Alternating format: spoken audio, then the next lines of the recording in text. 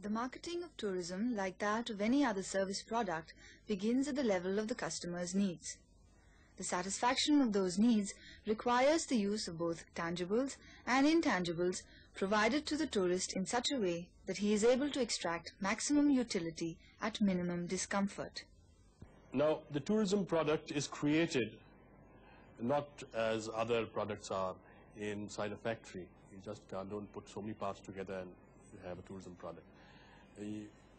It is brought together by providing different inputs which are available at different places. To give an example, the tour operator who sells a package, say to a tourist in London, how does he go about it? He gets in touch with a tour operator in India and he works out an itinerary. Say he wants to visit 5 places, and the tourist will arrive from London in Delhi. Now, what the tour operator in London does is, first of all, he books him a ticket, and then he arranges for this tourist to be received at Delhi by his agent, who is a tour operator in India, who has already worked out an itinerary according to the plans which have been sold to this tourist, which includes his hotel accommodation in the various places, his internal travel, the places he will visit, the arrangements there, his bookings in between, and then eventually all the other arrangements like immigration and visas and permissions of various kinds depending on where he is going, and then his eventual departure from the country. Now, this requires a tremendous amount of coordination through the tour operators or through the hotels, or maybe the tourist that makes the arrangements himself. India as a tourism product is a unique marketing proposition because of the extended nature of the product. India is not simply one kind of tourist attraction, but a complete destination in itself. Let me first talk of the strengths of our country as a tourist destination. I would say the biggest strength is the heritage that we have, I mentioned earlier. The diversity of our seasons which is available, you can attract people in almost all seasons throughout the year. The very colorful people that we have in our country, our fairs and festivals as such. Plus another strength which is also our weakness is the size of our country, in the sense that we are a complete destination by ourselves. A person can come and spend months, but certainly an average tourist could spend very conveniently between 3 to 6 weeks and not repeat an experience as such. Talking of our weaknesses, as I said earlier, one of our weaknesses is the distance from our most productive markets as such. The airfares to India are not very advantageous, in the sense that our competing destinations like Thailand or Singapore or Malaysia, or destinations in the Western Hemisphere like Mexico and Canada, have from their producing markets far better rates of airfares, etc. Then, of course, as I said earlier, the imbalance of our infrastructure. We have developed some excellent hotels in some of our metro cities, as well as in some of our tourist destinations like Agra, Jaipur, Udaipur, etc.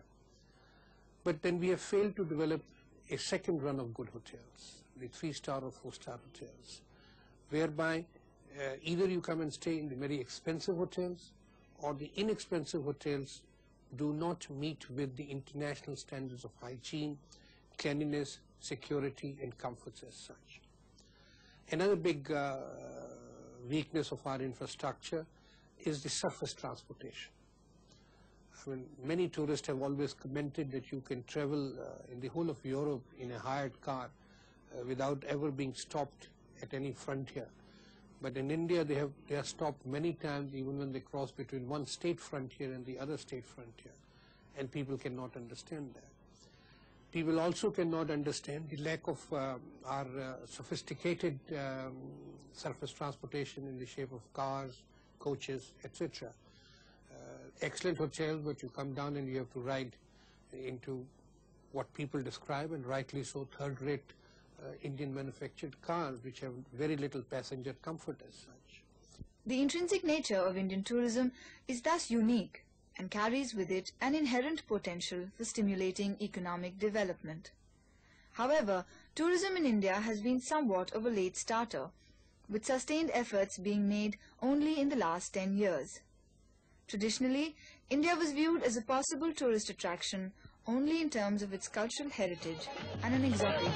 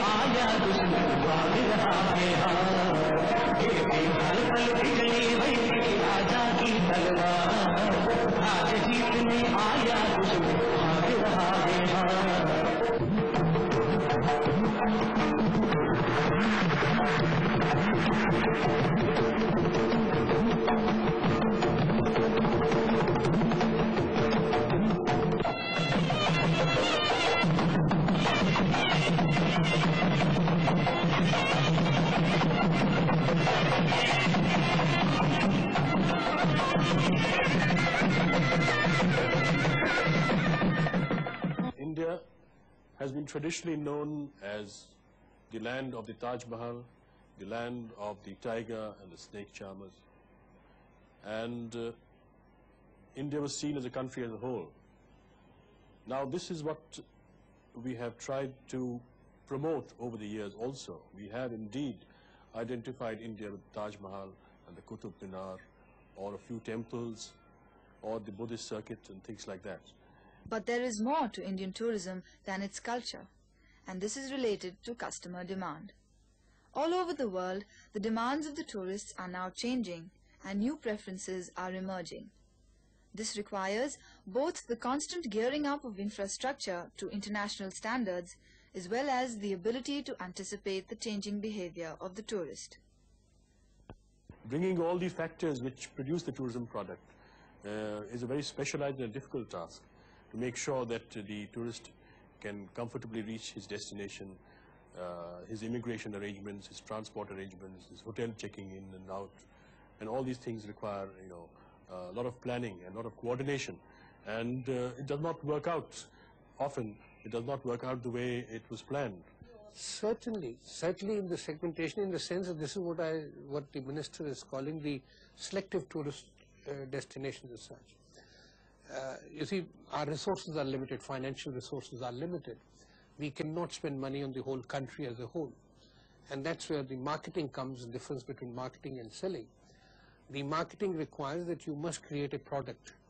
And if you can't create the whole of India as a one single product, then let's select the areas which the tourist wants to visit and develop tourism in those areas. Let's develop, fine-tune the product in those selected 8 or 10 areas which are most frequented by the tourist. I think one of the things which will be taken up as a part of our policy and plan, which is now under consideration, is to work out special areas where we would make sure that the facilities and the linkages are up to international standard, so that at least in a few places, say 4 or 5 places in this country, we can say that yes, everything works exactly the way it should. And well, once we've done that in a few places and succeeded, we can extend the model elsewhere. The changing nature of the tourist demand calls for a segmentation approach to the tourism market. Instead of simply marketing India as a land of cultural and monumental tourism, The needs and wants of the customers should be identified, and then those should be marketed as tourist attractions. For example, adventure tourism. The tourist in India who is looking for thrills can now choose from a whole host of adventure sports such as white river rafting, skiing, camel safari, motor rallying, ballooning, rock climbing, and even heli-skiing. But has a segmentation policy really been followed successfully in India? Unfortunately, we have not gone, coming back to your question, we have not gone into a scientific segmentation. We have always been struggling to get tourists, and whoever comes, whatever be the ways and means of attracting him or her, we have been satisfied with that. India has never made a concentrated, conscious decision as to what kind of tourism we want and what kind of tourist we want as such. We have tried to encourage and promote these segments. We are still in a very formative stage because the infrastructure in terms of manpower, in terms of organization, and also in terms of the facilities at the places where these activities are carried out still to be developed at a level which would be commensurate with the international tourism. But we are moving in that direction.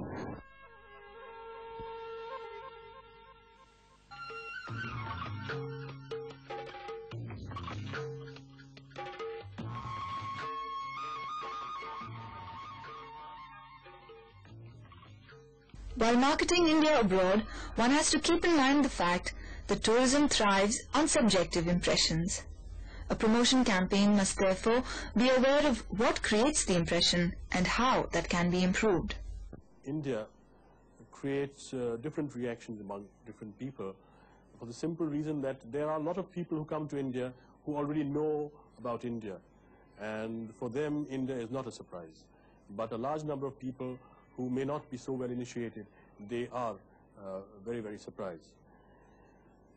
Firstly, about the vastness of our country and the variety in our country, which is totally unexpected. And I think it's very interesting because for many a tourist who comes after reading a brochure, for instance, he sees that India has only 2 pages and a small place like Malta has, say, 6 pages of advertisement. And therefore, in his perception, there's some comparison between Malta and India. And it certainly comes as a surprise when he sees that India is quite different, both in size and its variety, from a country such as Malta. But apart from that, I think the cultural changes and the many little things, for instance, just getting out of the airport. When a person really comes in to India, then he's perhaps most comfortable today accessing India through New Delhi, because we have a great airport. We have a good drive into the city, which is clean and nice, which is perhaps one thing which the foreigners would like. Then once you come into the city, there is good infrastructure by way of hotels, etc. And if a person stays in New Delhi for about 2-3 days, by the time he stays this long, he's getting used to the niceties of India. He's seeing the not so good sides of India, but he's seeing them in small doses. So he's beginning to now adapt in India from one culture from where he has come, where everything is clicking, to a culture which is, say, perhaps hybridized in some senses. And then if you take him even to the lesser developed areas, then he is far more comfortable with things like poverty or the chaotic traffic on the streets, or the fact that you have buildings, high-tech buildings on one side, and you have, perhaps a slum on the other, which is the other extreme. Perhaps Bombay is like that. The diversity in the reactions of tourists is matched by the diversity in India, economically, geographically, and culturally. This gives India a unique flavor, but often causes problems in marketing it as a tourist product.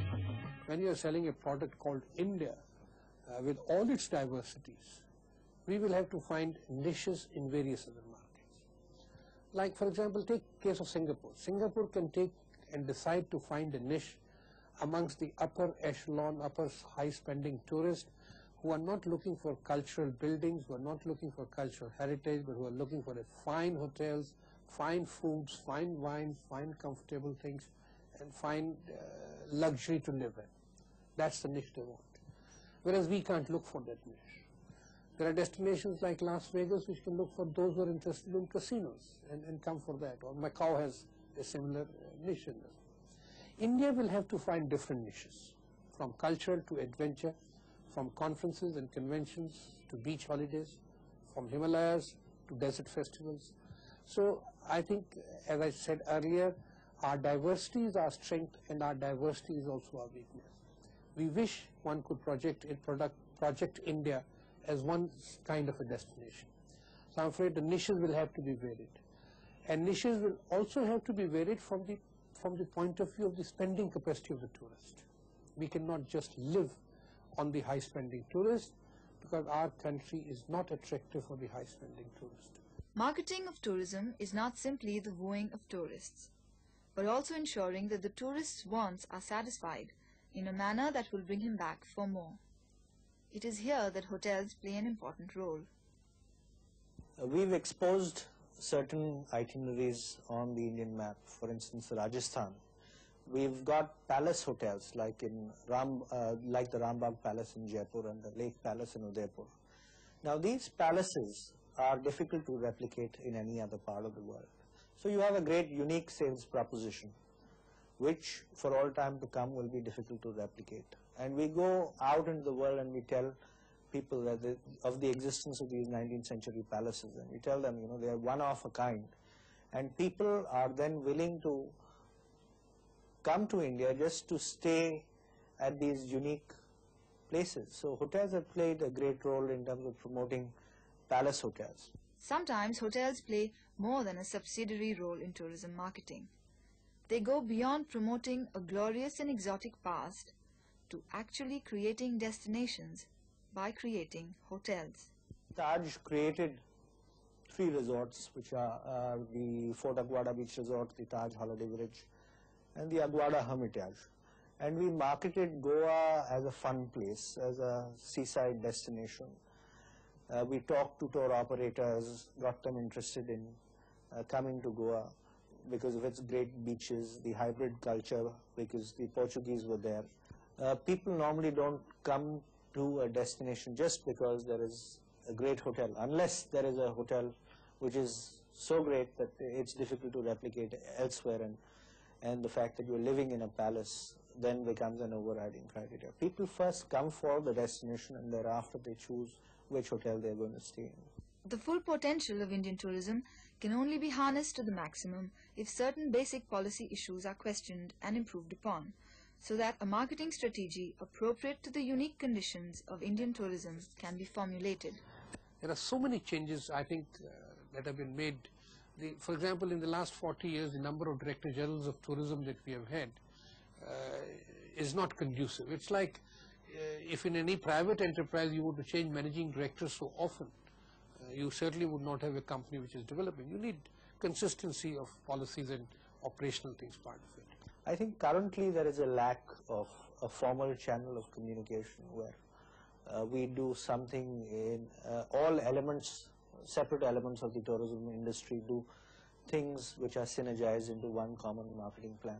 Well, the first thing is that we must make India easily accessible by air, and thereby we must open up, and we have to a very great extent to open up our skies for scheduled and charter carriers to come to India.